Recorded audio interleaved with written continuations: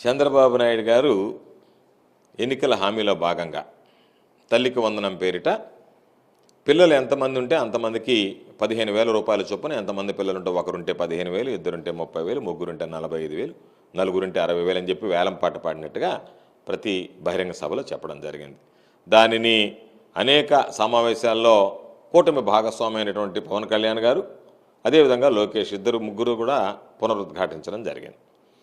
తీరా నిన్న నియమ నిబంధనలు వచ్చేసరికి తల్లికి 15,000 అన్నాడు, బిడ్డకి 15,000 అని చెప్పినటువంటి వ్యక్తి తల్లికి వందనం అని చెప్పినటువంటి వ్యక్తికి తల్లికి మోసం చేస్తూ ఈరోజు బిడ్డకి 15,000 ఇవ్వకుండా తల్లికి 15,000 రూపాయలు ఇస్తానంటే ఎంతమంది బిడ్డలు ఉన్నా 15,000 రూపాయలు ఇస్తాను, మీరు ఆధార్ నమోదు చేసుకోండి అని ఖచ్చితమైనటువంటి జీవో విడుదల చేశాడు.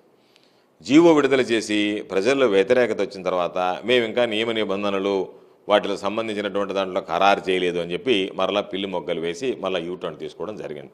కాబట్టి చంద్రబాబు నాయుడు అన్ని విధాల అన్ని రకాల ఉచిత ఇసుక దగ్గర నుంచి విద్యుత్ కరెంట్ ఛార్జీలు పెంచుతావా పెంచమంటే దాని దగ్గర నుంచి అన్ని రకాల కూడా చంద్రబాబు నాయుడు పిల్లి మొగ్గలు వేస్తున్నాడు. కాబట్టి చంద్రబాబు నాయుడుకి ఓటు వేసినటువంటి ప్రజలు మేము ఓటమి పోలయ్యాము అనేటువంటి బాధ కన్నా చంద్రబాబు నాయుడు ప్రజలకు అన్యాయం చేస్తున్నాడు అనేటువంటి బాధ, ఆవేదన ఈరోజు ఎక్కువగా కలుగుతుంది. కాబట్టి ఆంధ్ర రాష్ట్ర ప్రజలు మరొకసారి చంద్రబాబు చేతిలో మోసపోయారనేటువంటి బాధ ఈరోజు మమ్మల్ని నిజంగా పీడిస్తుంది. కాబట్టి తప్పనిసరిగా మేము డిమాండ్ చేస్తున్నాం, ఎన్నికల్లో చెప్పినటువంటి విధంగా తల్లికి వందనం పేరిట ఎంతమంది బిడ్డలు చదువుకునే బిడ్డలు ఉన్నారో అందరికీ 15,000 రూపాయల చొప్పున నిలబెట్టి తల్లికి వందనం, నిజంగా తల్లిదండ్రుల మీద ప్రేమ ఉండి తల్లికి వందనం అని చెప్పేటువంటి ఆ మాటకి సార్థకత చేకూర్చుకోండేనని చంద్రబాబు నాయుడుతో సహా కూటమి భాగస్వాములందరికీ కూడా నేను తెలియజేస్తున్నాను.